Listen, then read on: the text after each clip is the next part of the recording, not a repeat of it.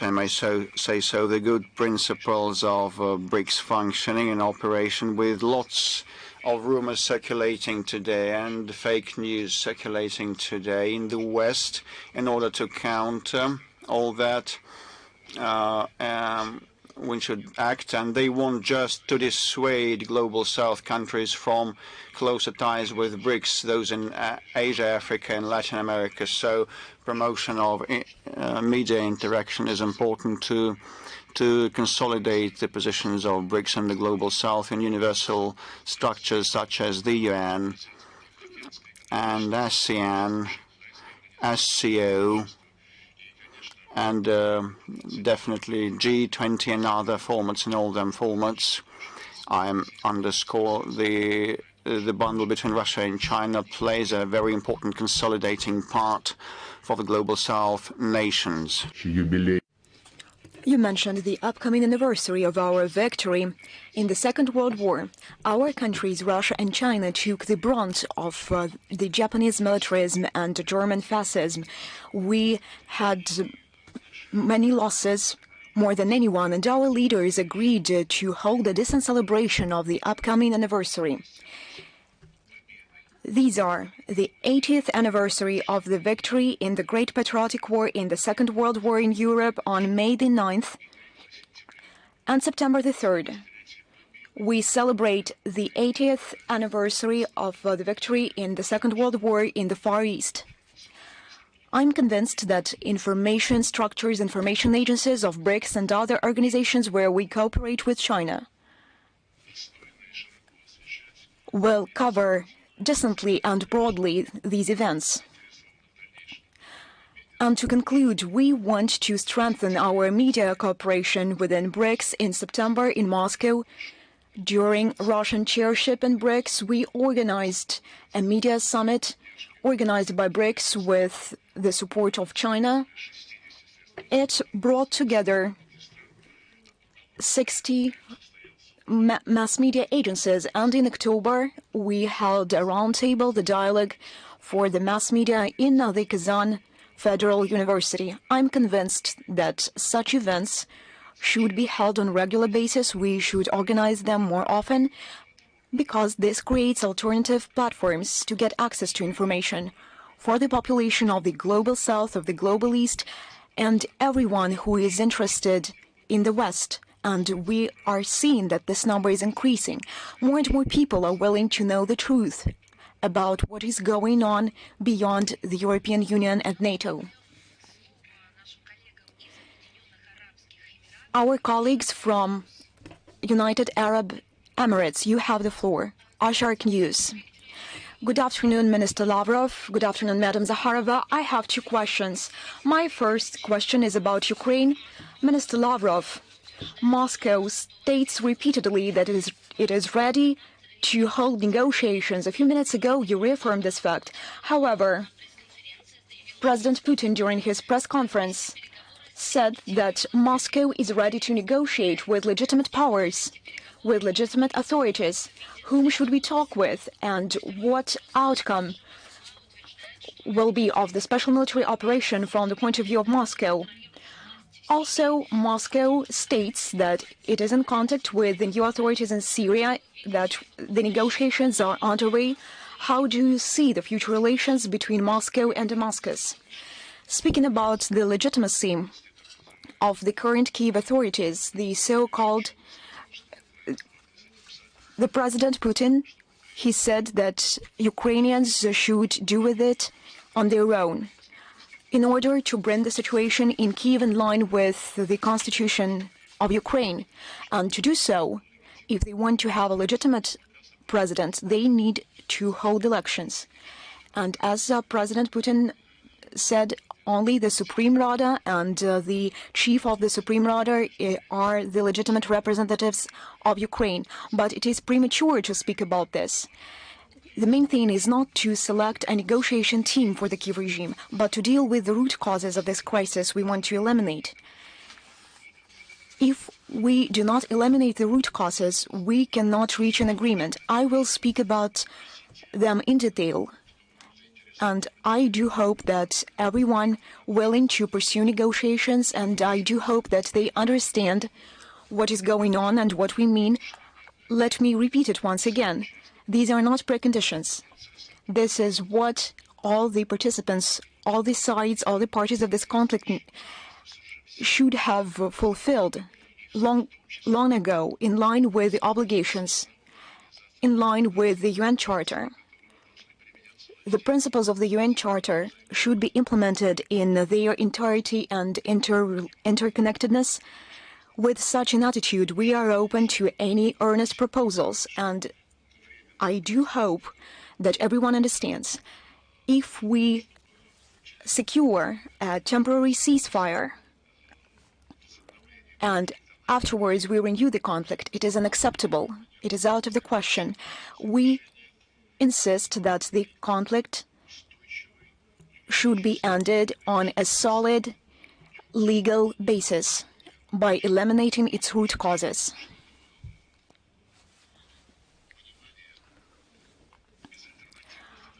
I hope that we will achieve the understanding that this approach has no alternative. We did not recall our diplomats from Syria. Our embassy is still functioning like many other embassies. We are in contact with the new Syrian authorities with the help of our diplomatic mission. First and foremost, we are talking about practical issues which have to do with the security of Russian citizens and safe functioning, safe working conditions of our embassy. We are open for a dialogue to discuss other issues which are on the agenda of our bilateral relations and the bilateral agenda and the regional agenda as well. As President Putin emphasized, we are open to cooperate with all governmental, non-governmental and political forces. We are in contact, we keep in touch, and this happened long before.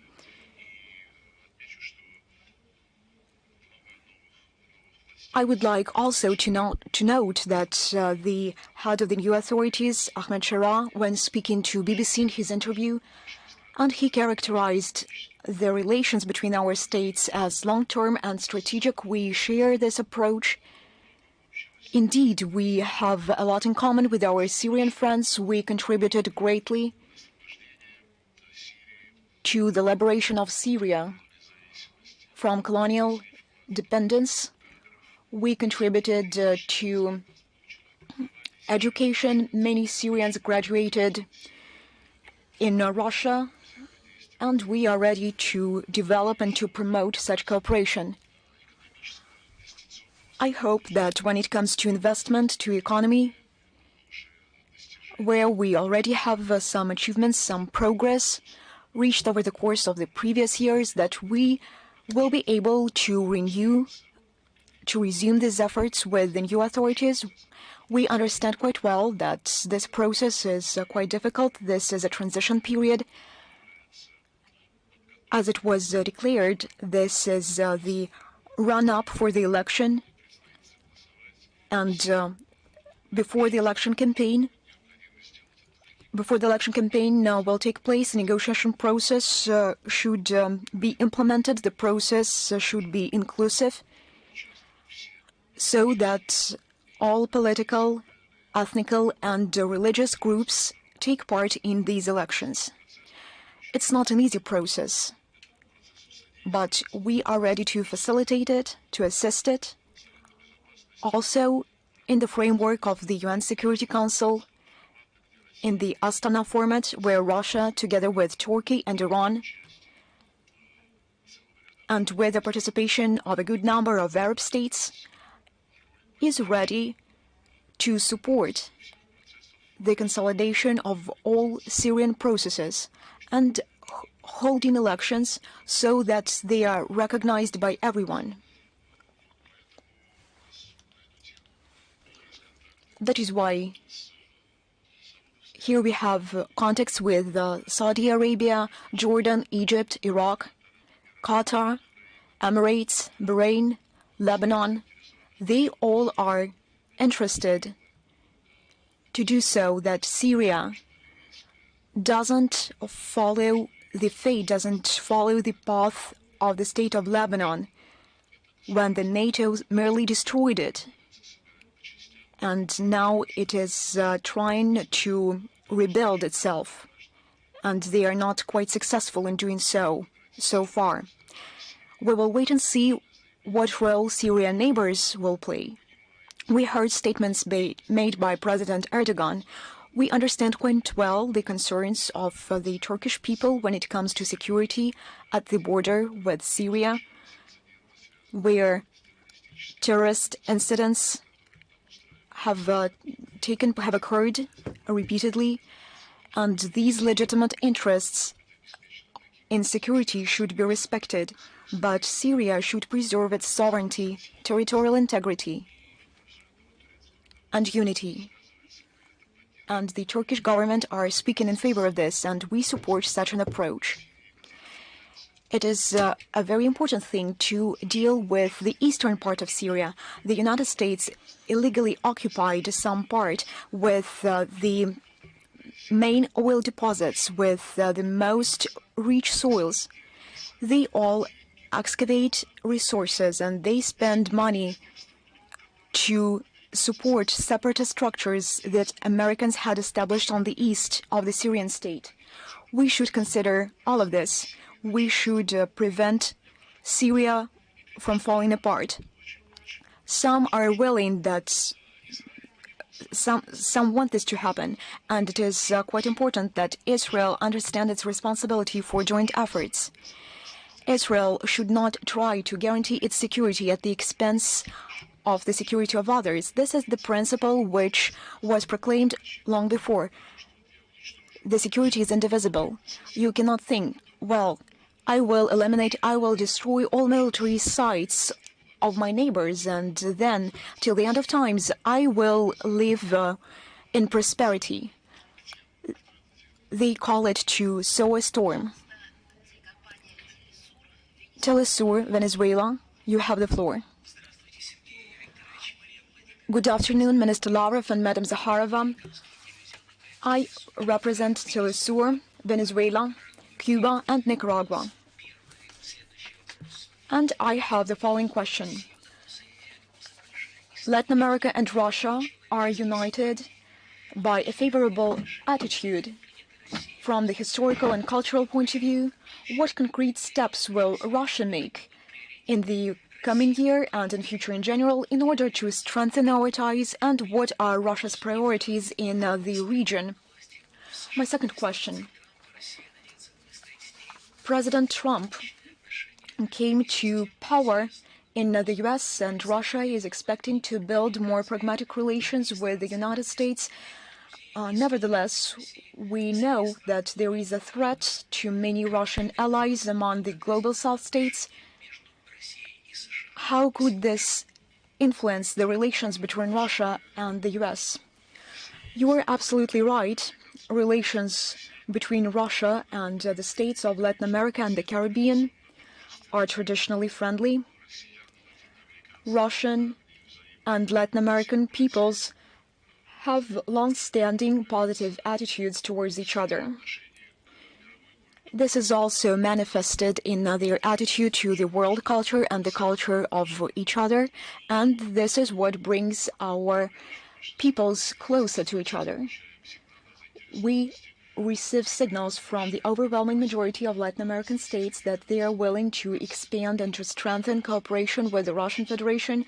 We develop our dialogue in politics through diplomatic channels when it comes to economy, cultural and humanitarian cooperation.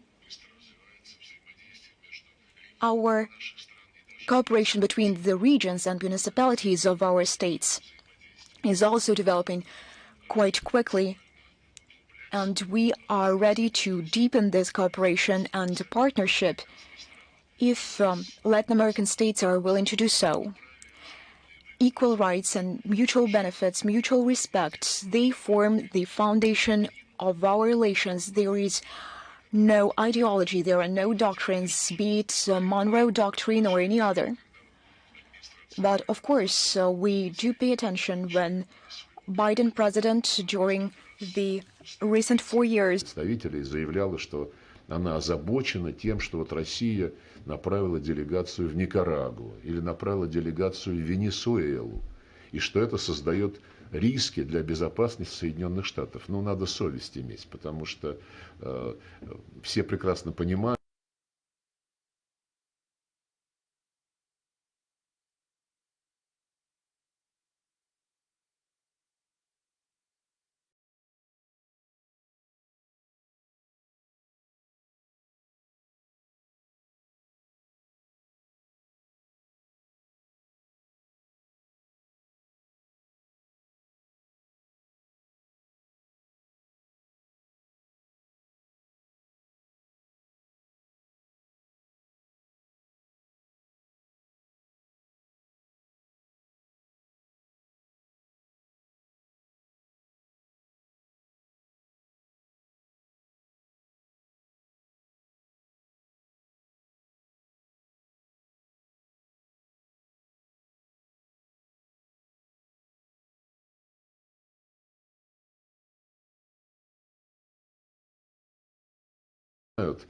какие риски для безопасности других стран создают Соединенные Штаты, имея военные базы более 200, я уж не помню в каком количестве стран, но при этом запрещать кому-то иметь отношения с Российской Федерацией. Это совершенно бесперспективный подход, и надеюсь, что новая администрация в Вашингтоне это осознает. У нас хорошие планы на будущий год, целый ряд визитов взаимных планируется, и мы же развиваем наши отношения не только по двусторонней линии, но и с региональными структурами, такими как СИЛАК, АЛБА, Центральноамериканская интеграционная система, Меркосур, и Кариком и многие другие.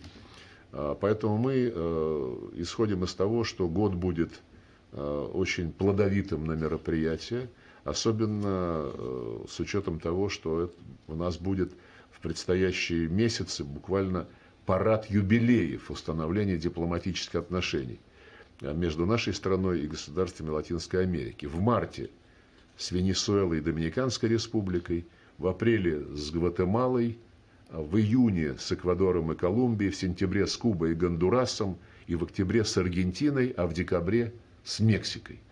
И, конечно же, каждый из этих юбилеев будет отмечен достойным образом. Мы планируем и выставки, конференции, встречи общественных деятелей, молодежи, культурные мероприятия. Конечно же, это позволит наметить новые перспективы наших отношений. Кстати, в этом году мы открываем полноценное посольство в Доминиканской республике. В июне будем рады видеть латиноамериканских гостей на Петербургском международном экономическом форуме. Там традиционно существует латиноамериканская секция. В нынешнем году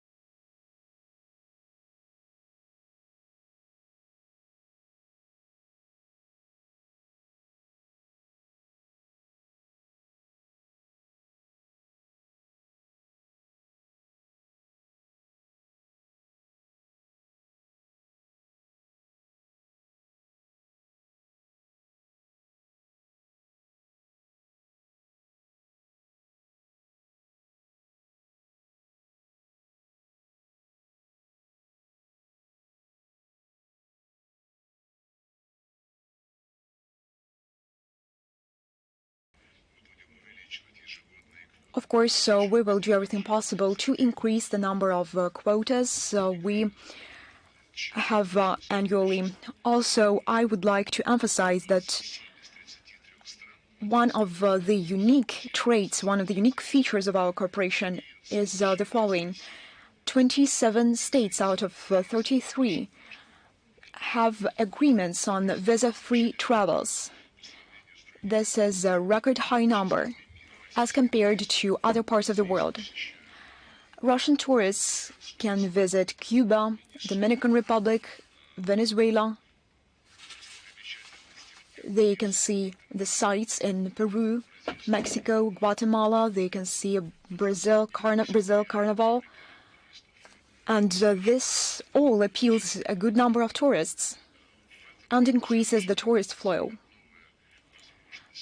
Next year, we will have an opportunity to work together and to develop our multilateral cooperation in September 2025. We will hold the International Song Contest Intervision. More than 25 states would be happy to take part in it, including Latin American states. Well, on our part, we would be ready to welcome and receive Latin American tourists, showing them Moscow, St. Pete, Baikal, Kamchatka, Sochi, Suzdal, and Altai. We have lots of picturesque places and historical monuments and lots of heritage also. Also, there is an option to have a ride across the country on the Trans-Siberian Railway up to the Pacific Ocean, have a general view on our country with respect to the action by the US administration that is now endorsing its composition, and that will take office on the 20th of January. We never cherish any hopes or illusions, speaking about that this or that president will come and it is going to become better in this respect or in other respect, or we'll do something else. We will not do the guesswork. We will wait and see till the new administration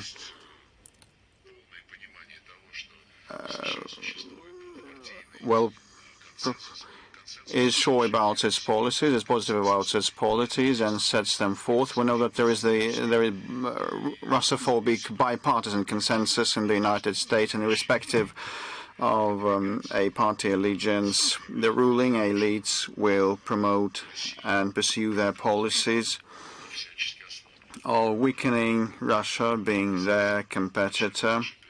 As I have said at the start of the press conference, any competitor, any rival, be it Russia, China, or Europe, the United States wants to weaken them. Not a single country in the world should be stronger than Russia. This is the principle they voiced long ago.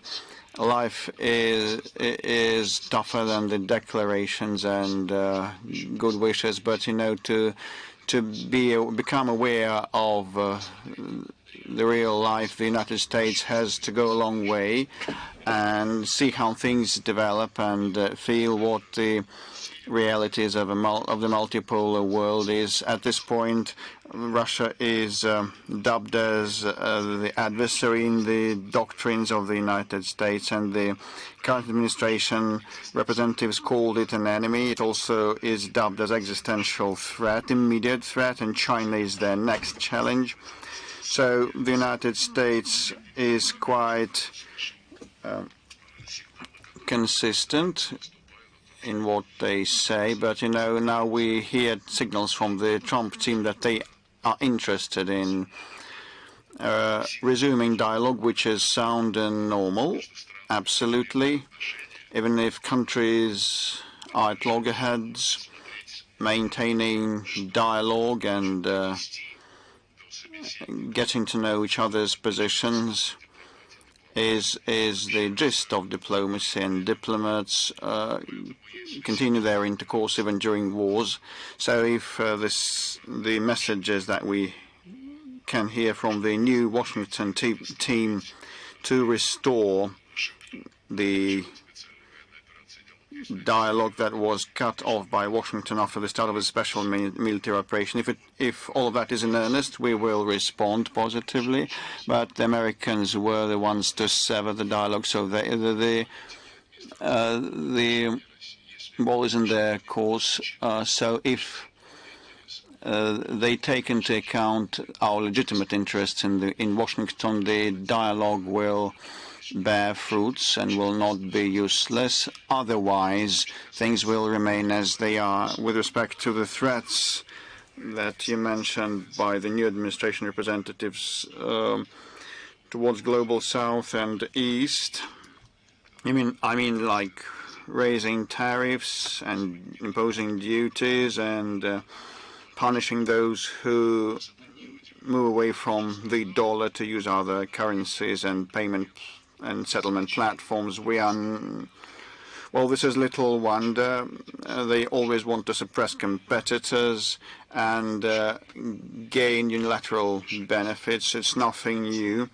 And they always have been pursuing policies of interfering with the domestic affairs of foreign nations. That has long reflected the methods of Washington. They will pursue in this vein, and one should be ready for that. But I'll say again that real life will compel the United States to have a better understanding of the real developments and trends in this world of today, and they are to become aware that they cannot rely on dictate in international affairs. Okay, and we move to TF1. Gerard Garot will be online with us, but we will not be able to see him, just hear his voice. Hello, I have two questions. Yesterday, on the 25th of December, around a dozen missiles moved towards Ukraine, were sent towards Ukraine. And that happened during Christmas. Don't you think it was something shocking? And my second question, in December, Macron organized a meeting one-on-one between Zelensky and Trump in Paris. Don't you think that the new president-elect will be more supportive of Kyiv than you previously said? Thank you. Well, with respect to the hostilities that are underway during as part of our special military operation, or better, as part of the war that the West, including France, proclaimed against Russia and conducts the war with the hands of the Ukrainian soldiers and regime.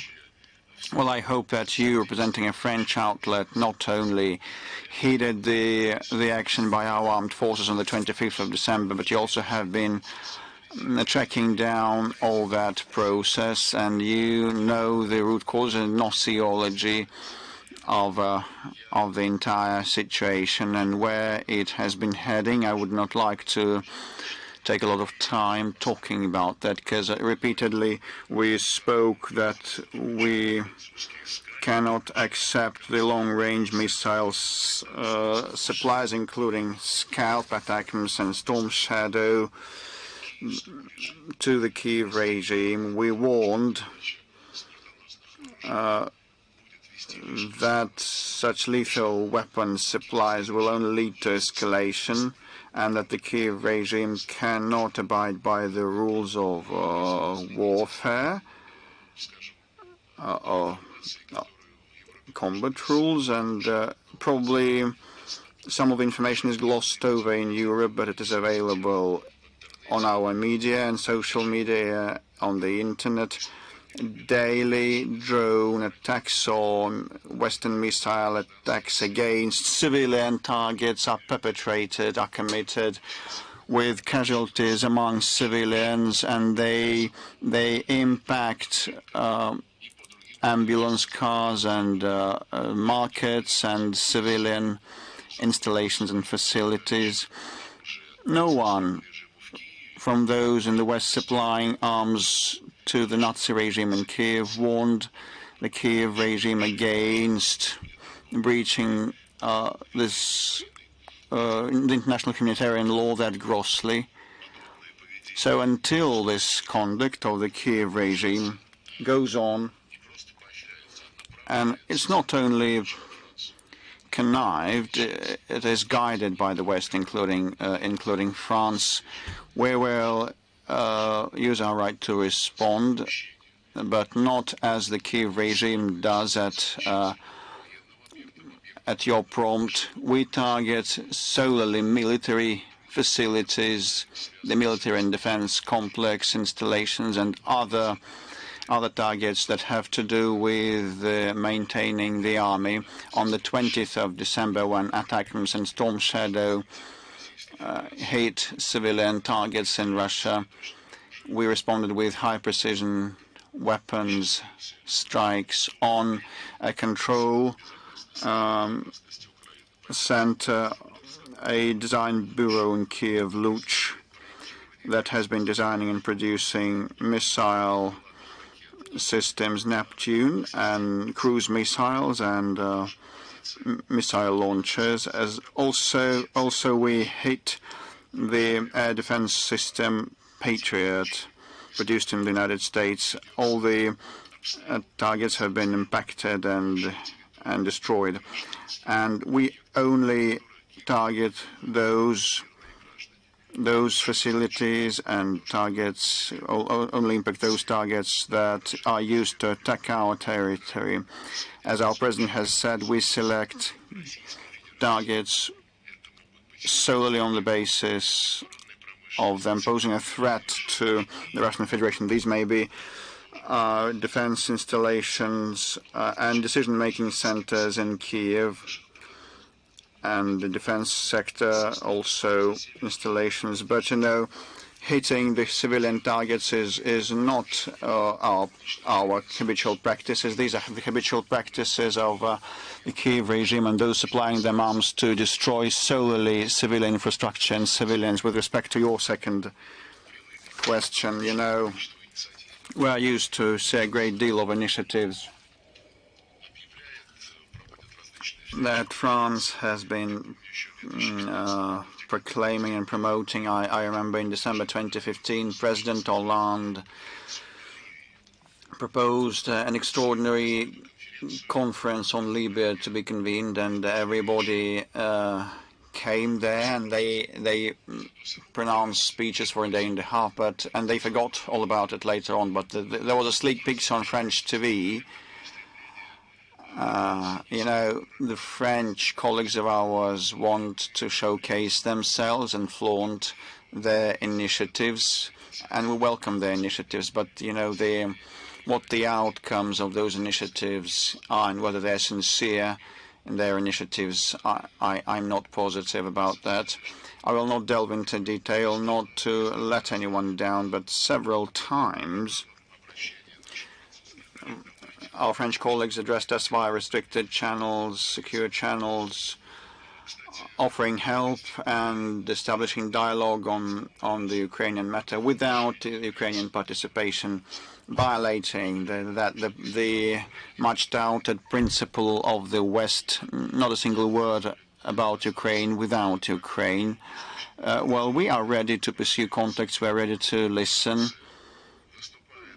to what they have to say, but at the same time, France has been the main champion of sending so-called peacekeeping troops to Ukraine, and they have been training Ukrainian troops on their soil, and they keep saying in public that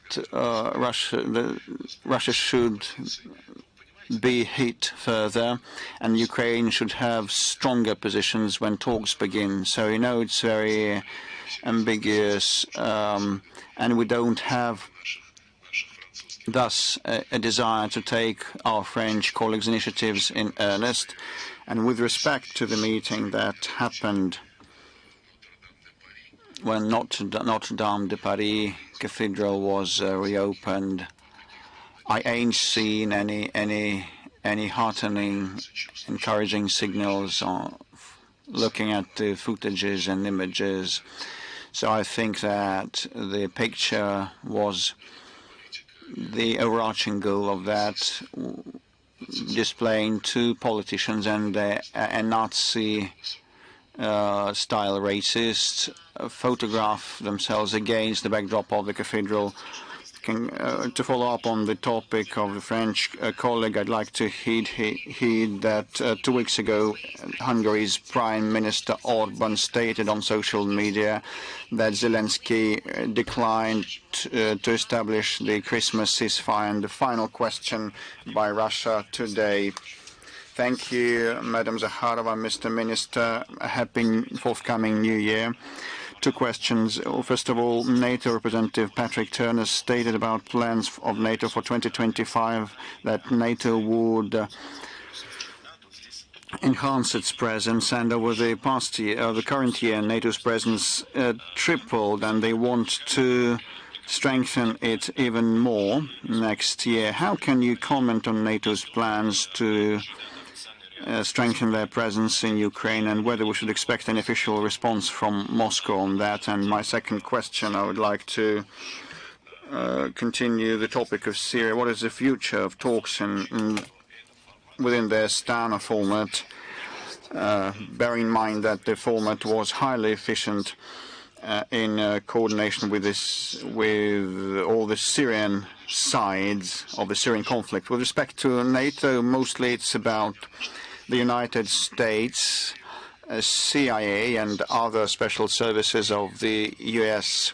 have been around in Ukraine in Ukraine long before the coup d'etat, and they asserted themselves in Ukraine later. Afterwards, they took hold there. They took root there. They had an entire floor, 2 floors in that building of Ukrainian Special Service. And so their involvement is well known, no one doubts. Ну и некоторые другие страны Североатлантического альянса и Европейского Союза.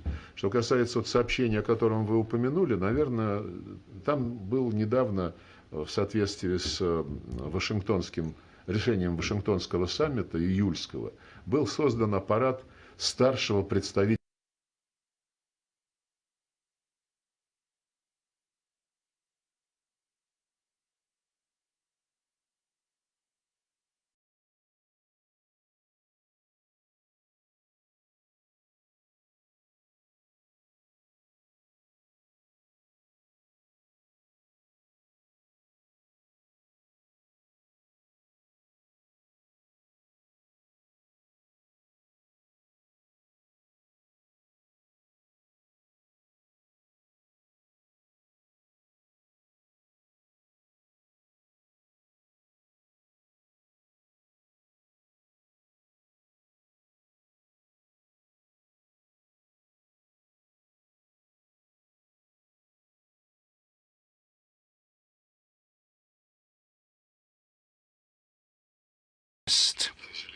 would recommend Zelensky to act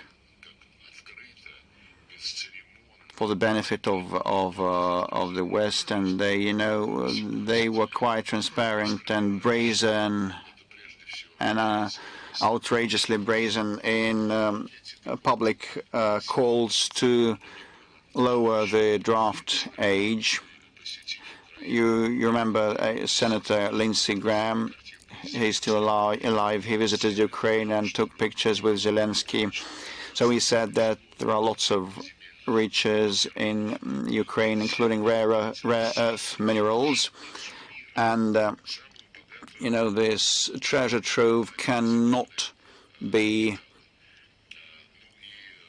given into Russian hands, he said. So, and Secretary Blinken is known to publicly upholding the war in Ukraine, basing on the financial and economic benefits for the United States, and many lands, arable lands and mineral reserves of Ukraine long ago were purchased by Western and American corporations. This is an open secret. So all that we have been saying about the Ukrainian crisis and all the principle set forth by President Putin to resolve the conflict on the basis of eliminating the root causes, relying upon the international law and the existing obligations of the West and Ukraine. All that remains in force as our principled position with respect to Syria and the role of the Astana format. I touched upon that already. The Astana format was established as a result of a Syrian national political and ethno-confessional conference. As part of the Astana format, we held sessions, we held meetings more than 20 times. The most recent one, we met in Doha on December the 7th. Just on the eve of the developments in Syria, we had an opportunity with my colleagues from Turkey, Iran, and Gary Peterson to discuss, to talk about the situation, and we still exchange opinions on the Syrian case. Russian, Turkish and Iranian position is as follows. The Astana format has a role to play at the current stage as well, especially given that it includes in the capacity of observers Arab states, Lebanon, Iraq, Jordan, and they all express their interest, as well as the monarchies of the Persian Gulf.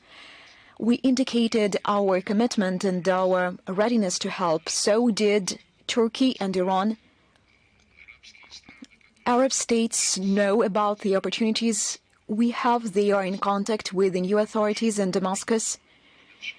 And given that Mr. Shara said about our relations, characterizing them as long-term and strategic ones, I believe that the new Syrian authorities will figure out in what form the Astana format would be helpful to the processes which are going on in Syria.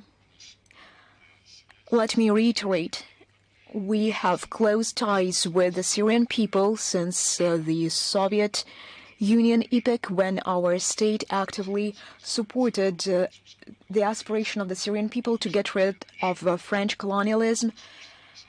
And for the years to come, we contributed greatly to establishing economy, industry, social sphere of the Syrian Arab Republic.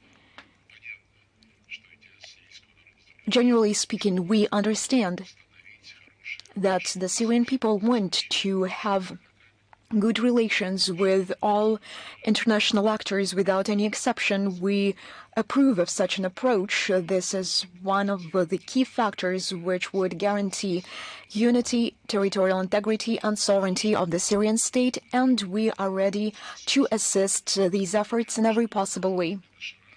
It's quite understandable that Mr. Shara and his allies experience great pressure from all parts, from the United States, from Europe. Everyone is willing to cooperate, not in order to preserve unity of all political forces in Syria, but to get a bigger part of influence or maybe even territory. With respect to the Western selfishness, it was quite emblematic when the representative of the diplomacy of the European Union, she stated that Syria should stop cooperating with Russia, and Estonia, and a representative from Estonia said that Estonia is not going to support the new authorities in Damascus unless they oust military bases of Russia from Syria. It is terrifying. This is nothing but diplomatic crudeness, and unfortunately this is becoming a habit.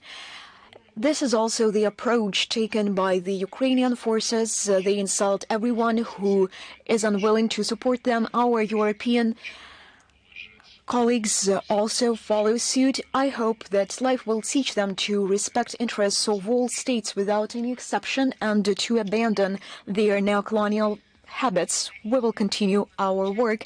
Dear colleagues, thank you very much for participation. This is the end of the interview.